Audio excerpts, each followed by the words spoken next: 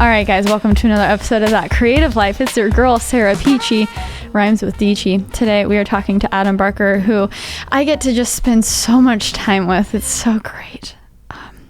You do genuinely love it. So, if you guys are if you're aware of me, you've heard me throw around Switchboard, which is a software company I'm building with Adam. He came to me with this idea literally over a year ago, and we're just now kind of starting to feel some momentum. We started putting out our socials, which very soon will be going. And I would like to note that the moment we started recording this podcast is when all of the horns outside started to honk. Don't look at my notes. It's one of those days. It is one of those days. Adam, can you explain what we just spent an hour and a half doing? Yeah, I bought the Google Stadia or Stadia, and it was working perfectly on a couple of laptops. I mean, the idea is that it streams games from the internet real time, and That's the idea. That's the idea. So it worked perfectly on two laptops, but then we wanted to hook up the TV behind us with an HDMI cable, and then everything went to pieces. We bought a different laptop, different HDMI cable. We plugged in the Ethernet. And see, I had just recorded a video of me plugging in a laptop via HDMI to this TV behind us here, the Samsung 8K QLED, and I have had zero issues. And this was the first time that I've had any of these issues. But okay, let's be productive, because happy to announce that Stadia was very smooth on like a basic XPS 13 2-in-1. So it kind of holds up to the theory of if you have a solid internet connection, it'll be solid gameplay. Just don't try to plug in a second display via HDMI. Somebody's going to know what that is, though. There's like a bandwidth thing too that somebody's going to know. Yeah. Maybe that person gets a t-shirt. Okay, so we're going to incentivize them to help us with this, because we want to make a video about this, because we have a Switchboard YouTube channel right now, and it's it's naked. It's very bare bones, but it's my goal in the next 6 months to try to figure out a cadence there that isn't. Of course, it'll help once we can start telling people actually what Switchboard is, but my thing, and I kind of want to talk about this a little bit. I talked about it in the previous week's podcast of just running organic socials as a company or a person, is you have to run them in a way where you're not selling what you want to sell. There has to be, if you want a genuine audience, you have to build a connection, and you can't just put ads for stuff. That's not how you do organic media. You have to add value. And so it's a slow start, but we're going to get there. Adam, yeah, I think we should do a little intro of you, even though you're sprinkled in to my videos every now and then. We've done a proper thing, a proper video, a vlog, but we did it once. So give a little intro, where you're from, what you do, how we met, and currently what we're doing right now. So that will be the next 40 minutes of the podcast. Okay, take it away. I'm Adam. I'm from United Kingdom, and I've lived. Can you tell, guys?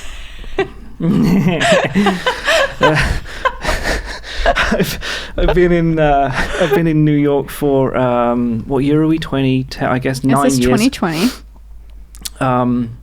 So when I first moved here, I was a software architect for a marketing analytics company, and then in 2015 started to think about doing something else, and that in 2016 turned into like a data visualization / big data analytics type thing. Didn't really know what we were going to do when we started, but we just left our jobs and did that. So I have a little startup. It's commercial real estate. It's in a pretty niche sector, but we learned everything about building a small company and sales and trying to get revenue and building a product, supporting users, that kind of thing. But I found myself wanting to do a lot of video content like we were just talking about, and trying to find ways of providing some value to these real estate people and our users. And that involved a lot of video and starting a podcast and stuff like that. So because we were a small team, I found myself doing a lot of editing and chopping things up. Oh, wait, really? Yeah. So in the beginning, you were actually editing. Yes. Okay. Yeah. Let me break this down for you guys, because I think it's such a good example of what I say so much, in that it's not about having sheer numbers, but it's about appealing to the right people. Example, me in the beginning, I was only getting hundreds of views. Like, when I say hundreds, literally like 100 to 200 views on each YouTube video.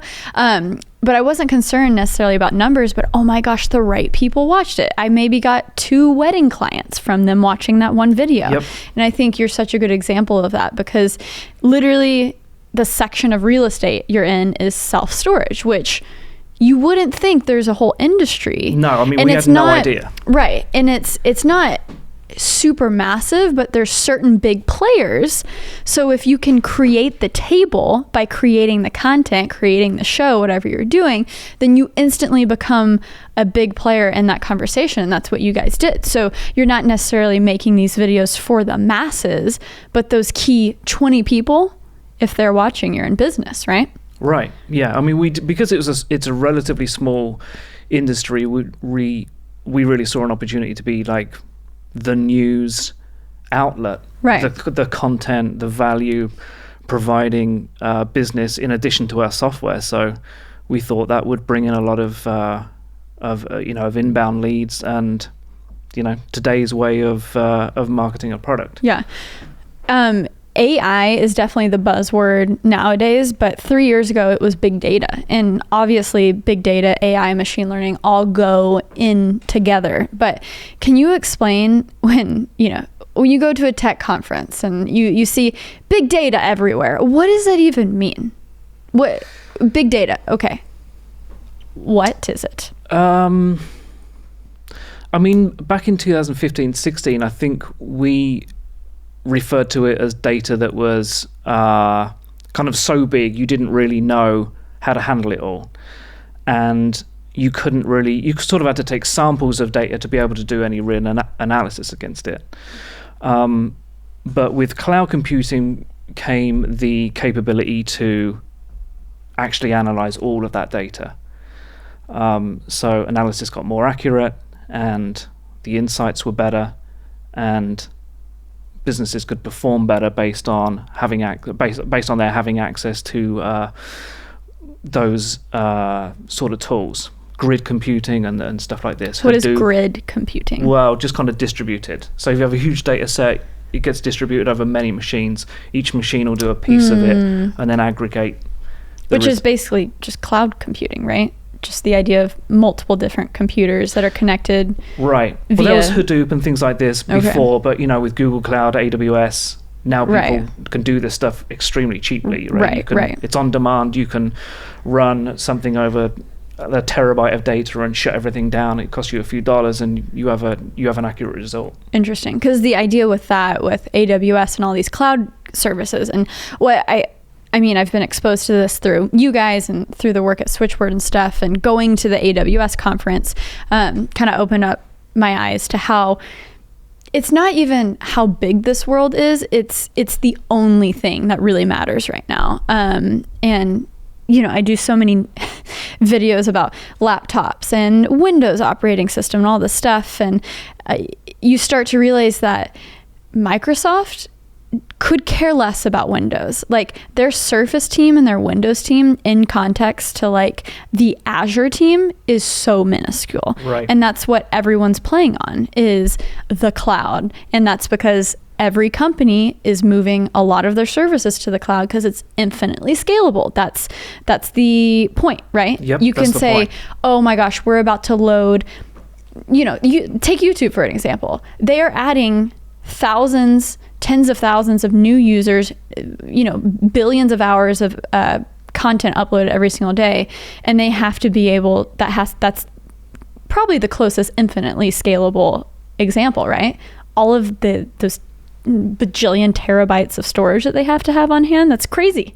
Yeah, absolutely. I mean, even there was some stats around Facebook about how much data they people uploading their pictures and didn't even think about Facebook. Right. What services do they use for storage? Do you know? I mean, I think they built their own stuff. That makes sense. People typically eventually build their own their own data centers. But, right. If you're not at Facebook scale yet, then that's when you use other people. That's interesting. Okay, big data. Yay.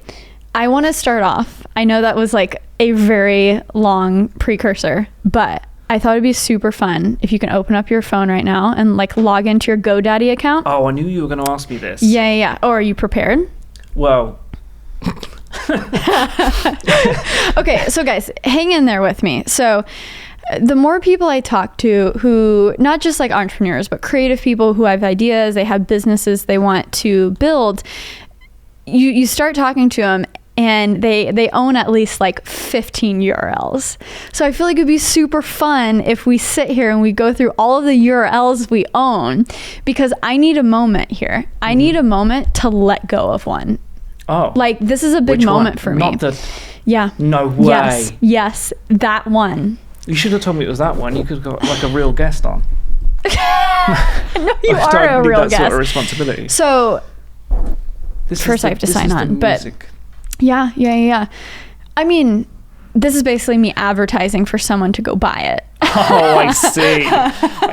I'm not letting go of it. I literally, okay guys, this URL, I paid $1,500 for it, somewhere around $1,500 for it when I was 18 years old. I saved up the money and bought a $1,500 URL when I was 18 or 19, my freshman year of college, because I was so convinced. This was before YouTube was my job. I was so convinced that I was going to solve the music licensing problem. Yeah. Which now we have Epidemic Music, we have Artlist, we have all these companies that have now come and practically almost solved the problem that I saw 5 years ago. Because I was making these freelance projects and these music licensing companies were quoting me $1,000 for the song and I was only getting paid $500 for the video. And so that's when I bought musichustle.com and musichustle.com and pre-YouTube Sara. That was my thing. I did not want to get followers on YouTube. My thing was I was going to stay in Nashville. I was going to record these talented artists in Nashville, and that was going to be the Music Hustle YouTube channel. And I was somehow going to just build a music licensing company. I mean, it's in a way, I kind of wish you had done that. I mean, but I was so naive. I didn't know anything about the industry. Yeah, but... Anyway, this is a previous chapter, but what you're saying now is that you're going to you're going to list it for sale? Well, I'll do it after, but I want to go through. I have a lot of random ones that I would really enjoy going through, and I think you should too. I want to hear what URLs you own. Okay. Do you pull it up? I mean, do you have them in your brain? I guess you don't. I own so many. I do have a funny story about your URLs. Okay. And please tell. I mean, just the synopsis is that I did go through a spate of going onto the GoDaddy auction site and finding domain names for sale and listing them by traffic, because they still measure the traffic even though... And would you buy it and then you would resell it? I bought it thinking I would be able to do something with that traffic. Yeah. So I do actually have about 30 of those, and I've probably earned nothing from them. So was your idea to buy those and then to put ads on them? Something like one of those horrible landing pages where it's just ads. Yeah. So I do have a lot of those. So I can't show you the account because it's embarrassing. That's the point of this video, Adam. I want to hear. But they're not just they're just like random alphanumeric. They're just strings. It's not like SarahPeachy.com. Well, that's actually Imagine practical. Selling that. We'd be rich. Well, that's practical. I bought SarahDietschky.com and it reroutes to SarahDietschky.com. Okay, so I own SarahPeachy.com and I own SarahPeachy.com, SARAH. And at one point, that's smart. And I own SarahDietschky.com with an H in Sarah. And I'm pretty sure that should be rerouted. And the goal of those is to have all of them. There you go. See? Perfect. So if you type in SarahDietschky.com with an H, S-A-R-H, it reroutes, it directs to SARADietschky.com, which is my actual website. And at one point, I'm pretty sure SarahPeachy was rerouted, but I failed. Anyways, I'll fix that. But yeah, so practical. So I do have some practical URLs. No, they're good. You know? They're good. And then I have every version of Music Hustle for some reason. because that was the thing. That was That's the fine. thing. I mean, when you have an idea, your point is when you have an idea, the first thing you think is, I need all the domain names. And I kid you not, this is kind of embarrassing. So you're going to have to share something here, Adam. All right, I'll share. Don't worry. I was convinced for some reason that it was going to be a big thing to like have these real estate usernames on Snapchat, because geotagging was so big 4 years ago or 3 years ago that I was literally, so I I have the usernames, and I'm sure they've given them up by now because I'm the person who you hate squatting on that username you want. I literally have like Dallas Homes and Miami Homes on Snapchat because for some reason I thought I was going to like build this business that like was going to geotag like properties and stuff in certain cities via Snapchat and like run, I don't know what this is what I think about when I hate college so much and I'm sitting in the back of class 100%. Just like thinking of something to do. Well, I mean, these ideas are pretty good. Oh, thank you. But we're going to get into some silly ones. Keep one quiet just in case things don't work out. Yeah. Or they can just, hey guys, if you want one of these domains, please DM me. They will all start at $10,000. It's super fair. Just kidding. Feels like a bit of a random number, but yeah. Okay, so I mean, how good does that musichustle.com look though? I mean, that's a clean URL. I will sell this. Musichustle. Okay. Yeah, no, it's good. It's good. I'll sell this for like $5,000. I think that's reasonable. Okay. If someone wants musichustle.com, I will sell it to you for $5,000. Okay. And I won't give it up for anything less than that. For 5,000. Yeah. Okay. So I will squat on this domain until I die. Dallas Homes on Snapchat is 10,000. Yes. But Music Hustle, your life's work today is half the price. Yep. Okay. And then I use thatcreative.life. That's pretty good because my podcast, this podcast is That Creative Life. And so the website is no. That's a working URL. Unless somebody wants to buy the entire. If they want to buy my podcast for a cool $5 million, of course. Okay. All right. Phone will be ringing off the hook any second. Okay. And then I had these ideas for merch. Keep in mind, I've literally only sold two different lines of merch. Okay. But when I was really excited, I was like, I'm going to do every season a new line, and I'm going to have a different URL for it. So I literally have springpeachy.com because I thought, ooh, fruit is seasonal and it could be like. That's yeah. On the scale of good ideas you've had so far, it's probably. Yeah. Oh, I just spit. We have Tyler Babin sitting in the corner of this behind the camera, and he's just like trying not to die. We should have said that at the start. I keep looking at him. Okay, Spring Peachy. Yeah. Okay. How much is that one? That's $50. Anybody? Oh, I need to just let go of that one. I'm letting go of that one. Peachymerch.com is active. I mean, that's where I put merch the 2 times I've sold it. Yep. Downtownjeans.com is pretty. So I was literally I was literally going to I know what that was. I was so pissed off that ladies here, guys, there's real businesses behind these. You fellas have no ideas. Pockets in women's jeans are awful. If you're lucky enough to have pockets, you can't even fit half of your phone in them. So I was going to basically make women's jeans with like, that were still cute and stylish with like big pockets. And that's what downtownjeans.com was going to be. What's next? Okay. Oh, okay. These are real businesses. Okay. Scouting.space.com. This was going to be Airbnb for filming sites. And so now it's a thing. That has to have been done. No, it is now. But that's what I'm saying. In Nashville. So I had all these ideas in Nashville that weren't a thing, like music licensing for online creators and freelancers. And this was Airbnb to find spaces to shoot in. That's great. And now there's... I'm forgetting, but one of the people who was actually on Creative Spaces TV, he is a guitar player. He was half of a band that I'm a big fan of, but he also played with Paramore. He toured with Paramore as the utilities guy. So he would like play all instruments. His name is John Howard. And he actually has a company called Avvay, AVVAY.com, that does this. But then there's multiple websites that I've used personally now here in New York for sites. But scoutingspace.com.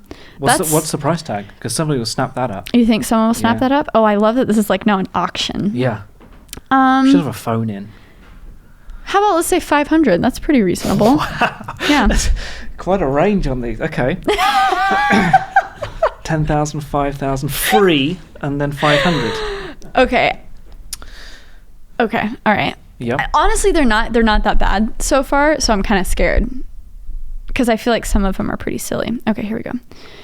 Well, creative2do.com. I was gonna make a listicle app that is now Things. It was basically, the app Things. Yeah. Really good. I use it. I basically wanted to make that before I knew it existed. Right. I'm not a fan of that one. That's okay. Yeah. All right. Creative. All right. We got to go to another page. Does that say page 1 of 19? It says page 1 of 2. There's 19 total. There's 2. Okay. Yeah. Which is actually pretty slimmed down. I feel like at one point I was managing like 35 URLs and not doing anything with it. Right. Okay. That Creative Life, CRTV. Yes. Because I didn't know if I was going to be able to get that Creative Life on other things. So I basically just bought both of those. Maybe I can just redirect that to the other one or just let go of it. I don't know. creativespacestv.com. So when I was doing Creative Space TV, I thought it was going to be like this whole thing. And so I bought the website. Yeah, that's a good. I mean, yeah, I would definitely still keep that. I mean, I'll just keep that. Yeah. I mean, I don't do the series anymore, but yeah. You never know. You never know. TheMusicHustle.com. So I bought that before MusicHustle.com. Okay. Because when I saw it sell for $1,500, I was just like, there's no way. Right. And then it just ate at me. Yeah. Okay, cityofhustle.com. If you cannot tell, this was pre-Gary Vee too. I was using all this hustle nomenclature. It was very zeitgeisty back 5 years ago. Because I was in college and I was like, hustle is my life. I'm like staying up till 4 a.m., like doing homework and editing videos. Really? Did he get it from you? Yes. That's interesting. That's a deeper subject. So City of Hustle was going to be a documentary I was going to make. Oh, definitely keep these. Yeah. Hustle New York is for the... Oh. Wow, I obviously really like this word. But I don't say it anymore. I don't say it at all. What is the status with that? With the event? Yeah, it's just if companies want to come alongside and pay for it, it's amazing because you get to be in the center of all these amazing relationships and connect people, but it's really expensive to do. So if companies want to if they want to sponsor a Hustle NY event, then I'll bring it back. What if they bought one of the more expensive domains? Then maybe we'll have to, if musichustle.com sells, then we're going to have to throw a Hustle NY event. So the event is like 5,000, it's closer to 5 than 10,000. Actually, yeah, because I do know those numbers, yeah. Right. Like food would be like 1,500. Alcohol would probably be actually like around 3 or 4. So it would be pricey. We can just... Definitely keep these anyway. Yeah. Stateofstreaming.com was going to be a documentary, which... Hello, guys. I bought this 5 years ago, and I could confidently say the state of streaming is crazy.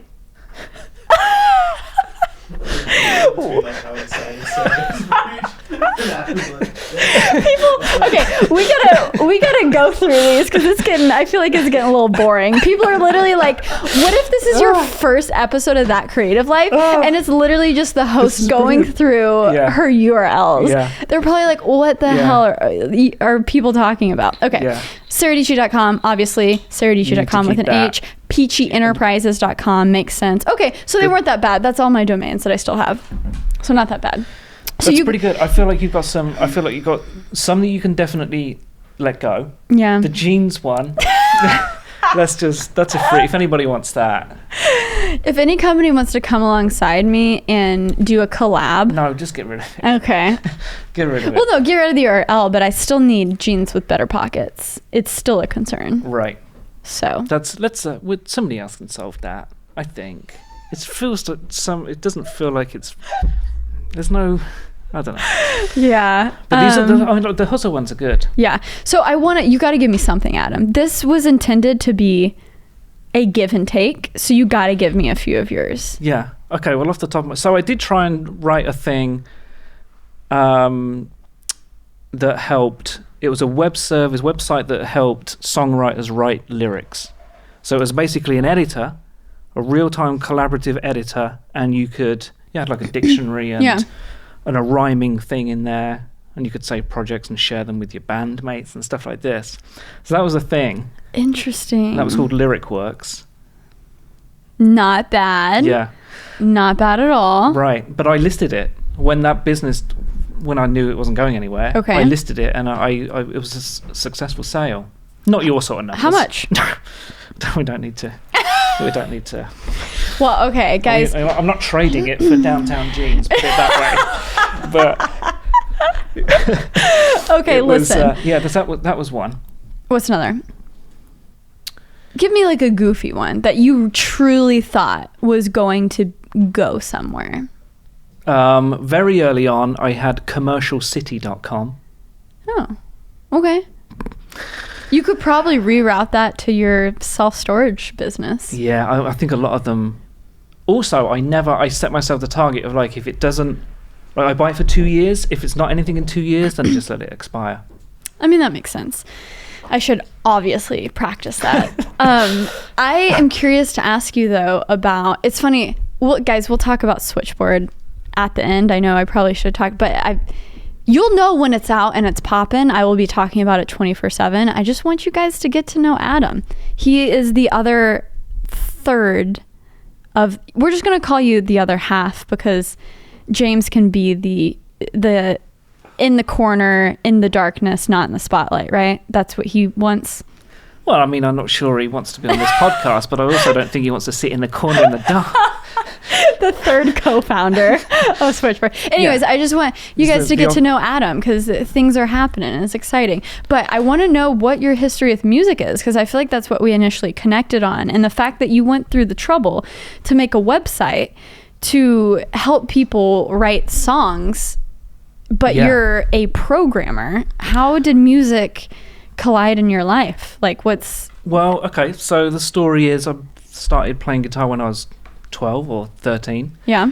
And I got an electric guitar and I tried to be really good and tried to be very technical and blah, blah, blah, and tried to do all that for quite a while. But then I just kind of like tried to write songs, fell in love with songwriting, more of the craft. Yeah. And could you sing, or were you aware that like, I'm going to be a behind the scenes songwriter? I did sing. I did do a couple of shows in London when I was approaching 30. Christina, you can bleep that number. When I was approaching 30, I thought, I haven't really done anything with music. And I was working in London at the time, and I thought, I'm just going to try and do as many like open mics and blah, blah, blah. And, even though I was working all day long, I used to like drive into the centre of London and do these little shows, and then I got 1 or 2 bookings. I mean, it wasn't glamorous. At all, I'm gonna have to hear your singing voice at some point now. You know that, right? Because I was totally unaware of that. Yeah, I mean, I'll send you a link long after this podcast is finished. But so I don't add it in. I'm gonna have to add in a clip. I mean, we're gonna have to do that. You can add in a clip. Okay.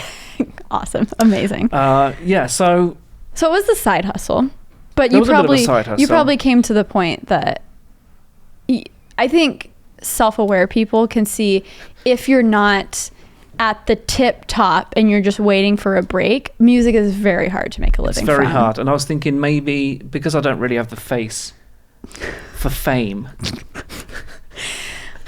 You have a good radio voice. That's right. What people used to call it. Great face for radio. Great face for radio. Thank you. I can't even say the sayings that I'm trying to say. You can't even insult me as much as you want. I thought, well, maybe I could write stuff, and then, I could just write stuff for other people, or I could write stuff for licensing, because the whole thing with with the explosion of Licensing. TV in the States and stuff, I remember thinking, it would be good to try and get involved and just even write some like jingles. Yeah, exactly. It's so funny how much overlap actually we have with our ambitions and stuff. Isn't it hilarious? I think and now we're out here. Funny. Yeah. Yeah. Trying to make a AI-driven content creation software coming spring 2020. Yeah, and so I kind of stopped. Probably not spring, by the way, guys. A little bit later. Okay, and then is that were you pursuing programming at that time, or? Yeah, I was always. That's when I was freelance. Gotcha. That was, And so, what brought you? So, I want to get actually into music, but I'm curious with programming because you didn't go to school. So, what was your first project? I just spit too. That was kind of gross. I need to wash these. I know. See, the fact that you were so close and kissing that mic. Now, are you grossed out? 70 people have put their mouth on that. Just kidding. I have watched these before. Anyways, programming. What was that first project? Because you didn't go to school for it. Programming? Well, I mean, No, I didn't. But I kind of learned as a kid. I was 6 when we got our first computer as a family. Wow. But it was a ZX Spectrum. This is showing my age a lot. A ZX Spectrum, and there was this British made. Okay. Sir Clive Sinclair. I don't know the words you're saying, but I mean, people will know. Okay. Somebody must know what I'm talking about. ZX Spectrum was a home computer made in the States, 1982, I think, and we got one as a family. Plugged it into the TV, and it had very basic games on it, but it did have a programming language. And then you had to buy magazines, and the magazines had listings of games in the back of them, and you could type these games in and play these. So what program was it? Was it like COBOL or something? No, it was BASIC. Okay, COBOL came after BASIC. I mean, right? No, I think COBOL was real old. COBOL, I think, is the 70s. You know what's really interesting? Not COBOL. Exactly, but it's about that because that's what I heard when I was studying computer science. Everyone talked about COBOL? No. Oh. But there's a lot of theory in it, and that's why I hated it. Now I learned that I should have maybe tried software engineering, not freaking comp sci. But they talked about COBOL like that. Oh, it's this ancient language, no one still uses it. But I literally had a neighbor whose job was it to know COBOL to program mainframes for these banks, for like Bank of America and stuff. Yeah, no, there's I think a lot of people still do that. It's crazy. Still have that job. Yeah. I didn't it's crazy how old some of the infrastructure of these huge systems are, which makes you think that okay, this is the attraction of like Bitcoin and stuff. But anyways, like when the whole Y2K thing happened, there was a resurgence of people needed COBOL developers to make sure that the stuff wasn't going to die overnight. So I didn't know how big of a deal that was, but when I asked my dad about it, he was like, yeah, people literally thought the world was going to end because of a computer clock not being able to know that it was a new millennium. Yeah. They thought planes were going to literally fall out of the sky. Did you think that? What was because you knew computers at that point? What were you feeling? I can imagine COBOL programs. I don't know, I can imagine it. Because when these things were first written, people thought, we'll just have a two-digit date. This will all be updated by the year 2000. But why would the calendar malfunctioning destroy everything, though? Because when it rolls over to 0, the computer thinks it's 1900. I'm not picking up what you're putting down. Huh? I don't understand how that affects I don't know. But why couldn't they have I did this for 3 years. Oh, I learned nothing. Okay. That's why do not go study computer science in college. Go to a freaking coding boot camp or something. Yeah, we can move on. But Y2K, it's an interesting thing to learn about. Okay. Did I let you finish your programming thoughts? Oh yeah, I want to know what your first job was. I'm sorry. My first job was a trainee computer operator, which was in a bank or a building society in the UK. And what is a building society? I don't really know. Sounds it's like a cult. It's like a small bank. Okay. I think it's something to do with, I don't want to guess. Actually, I'll guess. I think it's like, there's like a local thing. I do have a computer. People put their money in, they kind of own a little bit of it. It's more like a club than a bank. Okay. I feel like I completely made that up, but let's see. We're going to find out. Building society definition. A building society is a type of financial institution that provides banking and other financial services to its members. So maybe it's like a bank union where there's not like other stakeholders, or a credit union. Building societies resemble credit unions. Okay. God, I am so smart. It's tough to follow that. So yeah, I worked for a small bank as a operator, and all I did was there was a big industrial printer that printed things out first thing in the morning. These programs used to run overnight and print all this output, so there'd be a stack of paper. I used to deliver it to people's desks. That was my favorite part of the job. And then I used to do a tape backup of the entire customer database. Went on tapes. You still have tapes now, but there would be like 30 of them. And you would take all these tapes out of the machine, and we'd drive them to an off-site location for disaster recovery. And it was kind of tedious. But from there, I just moved into my IT support stuff. So I'm guessing you learned a lot on the job from the other people that were working there. It helped you kind of understand more things that you needed to get the next job. It wasn't just kind of like... Yeah. I did have there was one job I had where was IT support, and there was just like an opportunity for me to demonstrate that I could help like a small department, just a couple of people in this department had this product, and I thought if I went home and kind of rewrote this thing, they'd be pretty impressed. So I kind of did that. Then I went back and presented this thing, and that really, they were like, oh, you got to join the team. So that's what started it. You took initiative. Such a big theme with people I talk about is you take initiative. You take the extra step because so few people actually take one. It's so, guys, I'm telling you, everyone does the bare minimum. Everyone does the bare minimum. You know? Yeah, that is. And so you will be shocked what happens to you when you take that extra step. That's all I'm going to say. That's all I'm going to say. Well, good for you. And now you find yourself here. Yes. I want to talk music a little bit, and it's totally has nothing to do with our lives. Okay, great. But today I just had a moment where I'm like, the state of music and streaming, and the state of streaming .com is so interesting. $50. Because I got kind of agitated. Okay. Very rarely do I get excited for new albums now, because we're very used to. Where you're going with this. Yeah, I tweeted about it. We're very used to just like listening to singles, and we listen to playlists and top hits, and that's our life, right? But as a person who grew up being hyped about the new NSYNC CD, I had all the CDs. I would listen from track 1 to track whatever. Like, I'm an album listener. Because the order was important. Well, yeah, because that's how they intended it to be. Yeah.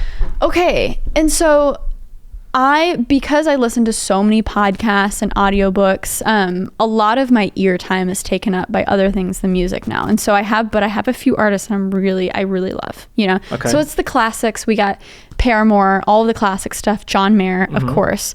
But the more poppy people that I really enjoy, Halsey is one of those. She's like such a badass, and her music is so good. It's like, it varies greatly. And so it was the first time I had an album in my head. It's coming out today, January 17th. I'm so excited for it. I didn't get that. Siri, you're not a part of this conversation. How rude of her. That is quite rude. And so I was so excited to listen to the album, and I hit play.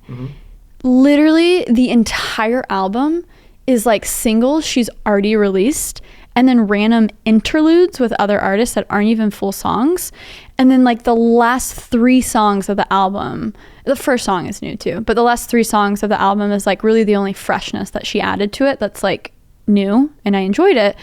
But when I saw that there was 16 songs, I was so excited, because I was like, man, what she's been putting out, I've been liking. Right. And then I listened to the album, and I'm like, half of this isn't new.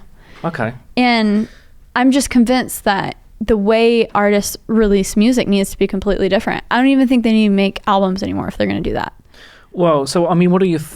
Why do you think that is? Because do you feel like this is actually just?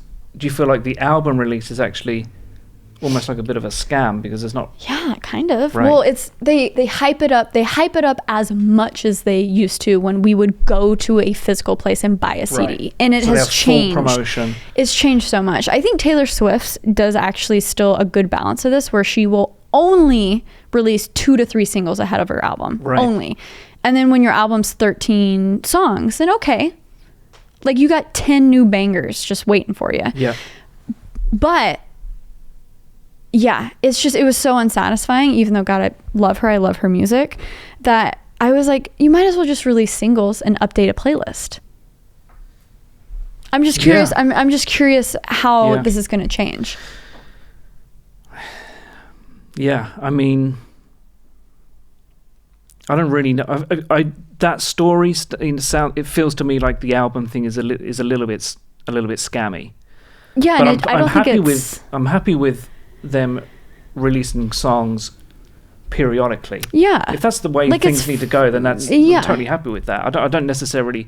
Well, I miss it from a nostalgia right. point of view, that it's not as exciting as opening a CD right and having all of the having all of the stuff, but it's just music has changed so much, and I feel like who is going to be I mean, someone like Chainsmokers, they never release an album, they just put out singles all the time, right? And they're huge, right?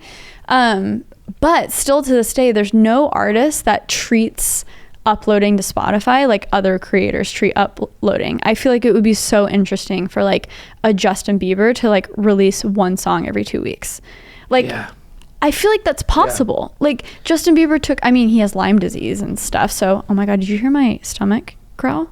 Is that Lyme disease? That was insane. I've only had a bagel today. Cream cheese. And cream cheese. We can, which he's had stuff going on in his life. Like, I hope he takes care of himself, but he stopped for 5 years, and then he releases that Yummy song, and it's just awful, and it says nothing. And so I'm like, okay, if these are going to be the bangers of this day, you could create that Yummy song in 2 weeks, and you could release a Yummy like every other week, right. And then just sprinkle in like the ones maybe once a month. I'm curious what that would look like. Like, I want to open up my Spotify and just like I open YouTube, see a new upload from the musicians I care about. Yeah, Wouldn't that be interesting? Yeah, I'd love that. I think I would love that. I think, why is music not seeming like it's moving at the same rate that everyone else is? I don't know.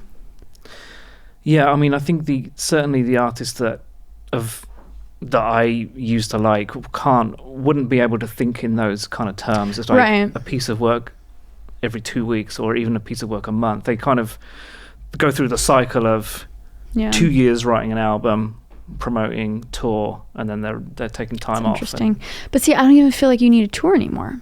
That's the thing. I think there's more options for musicians, which is cool. Yeah. Because I really feel like you can just be a personality like so many other people are making their art work. Right. I don't know. And so I've got a question for you about touring. When I know so little about the music industry, but when I did know a little bit many years ago, it was like touring. Nobody made any money on touring. It was all album sales. But now people make huge sums of money from touring. Well, it's because they've been forced to make that revenue work because streaming is such little.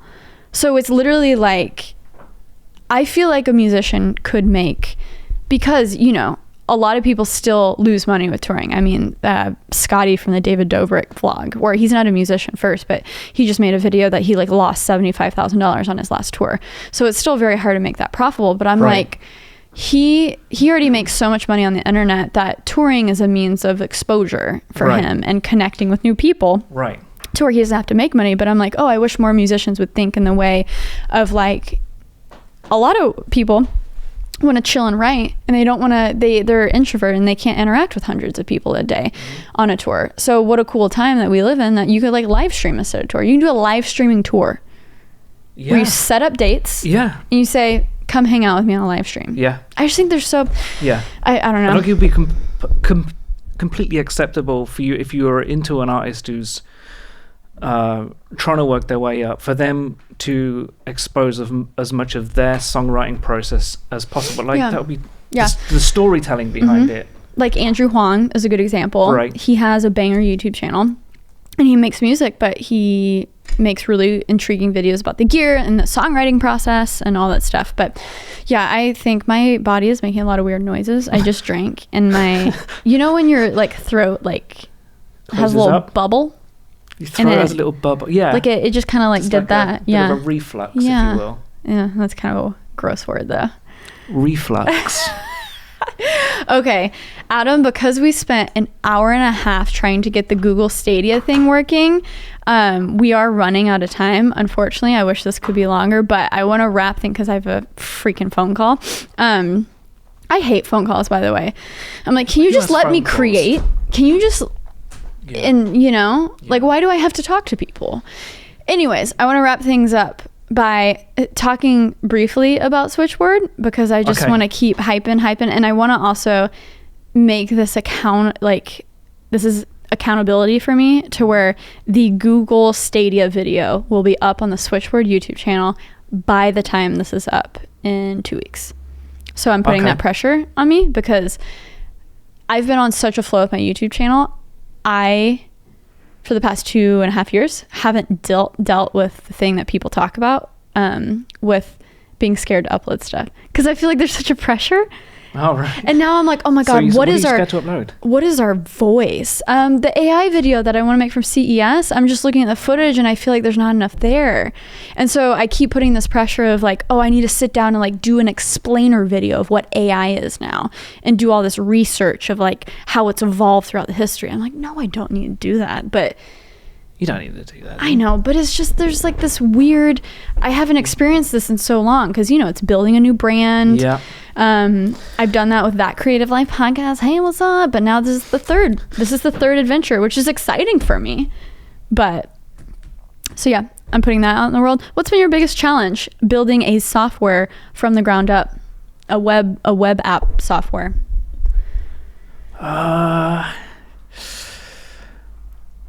Well, I feel like this is I feel like Switchboard is really the third one because I did the music one. I mean, I put a lot of time into that. So that was like a proper thing. Oh yeah. Okay. Yeah. That's crazy. I did not know that. Yeah. Yeah, and then with the startup, with the real estate stuff, that was the second one, and then Switchboard's the third one, and they all feel quite different. When we started the company, you know, there was a lot more riding on the success of the product, so it was less of just a side project than an actual, and more of like we need to make money. But I think the common thing is just being able to like iterate quickly. You just kind of have to do things quickly, which is ironic because I feel like I'm always I'm always telling you that nothing's happened. Like, yeah. Well, but I think even though I'm not a programmer per se, I understand how when you have a big project and you need to work with more than yourself and you're working with other people, I mean, for better or worse, that does slow things down, and it makes things more difficult. Yeah, one of my biggest mistakes, I guess, so far even with this project is that the minimum viable product is a lot. Yeah, it's just kind of a lot. Yeah. And I'm definitely, one of my weaknesses is definitely when I start brainstorming something, get excited about ideas, the ideas just grow into other things, and you think, you know, the minimum viable product has to have that feature, when really it probably doesn't. Yeah. So that's definitely a weakness, but... No, I mean, I think with a lot of people, that spans whatever industry you're in, and that... in the beginning, narrowing down is the hardest thing to do, but it's probably the most important thing. There's also as many people who say you just do the minimum thing to prove it, as there are people who say make the thing that's just going to take over from day one. So I'm kind of in the takeover from day one camp because I know how powerful this can be, and I'm like, well, that thing that you said that we could do 2 months ago, why isn't that in there now? Yes. And so, because I'm thinking from a YouTuber agency, all these people who are going to use this, which is so exciting. I just got a text. We're all on this phone call when you're ready. Okay, be there in 2 minutes because I'm wrapping up that creative life. I hate phone calls. God. Okay, Adam, I'm so excited to bring this to the world in 5 to 33 months. It'll be sooner than that. But they say never put a timeline on things. So that's why I've been very loose. I just say 2020. Yeah. No, it's definitely coming. I mean, this is going to be a game changer. It's exciting. This is going to take. Yeah. This is going to take over. Oh, totally. And yeah, even more pressure. Get my shiz together on the YouTube side of hiring editors and producers and stuff. I'm doing it though. It's going somewhat okay. But guys, if you want to be on the short lister of beta testers, you can sign up for the Switchboard newsletter.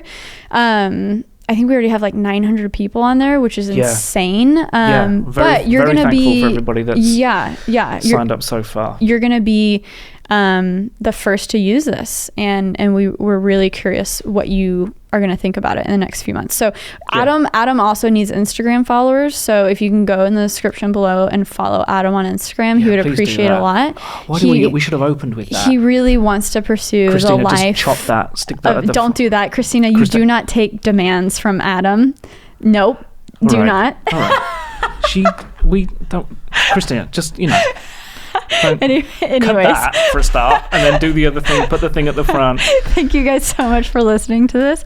We'll definitely, obviously, do part 2s and 3s and 4s once this is out. But I feel like I needed to do an initial one to just get to know Adam, even though I talked about URLs the entire time. Downtown jeans coming your way. Get rid of it. Okay, guys, subscribe. Apple Podcasts, Spotify, Google Podcasts, wherever you listen to it every single Monday. That Creative Life. Tweet at us at that creative CRTV Life. What a URL that you own that you're proud of or you think is super goofy, because I want to read that. That would be really cool. Okay, until next time. Bye.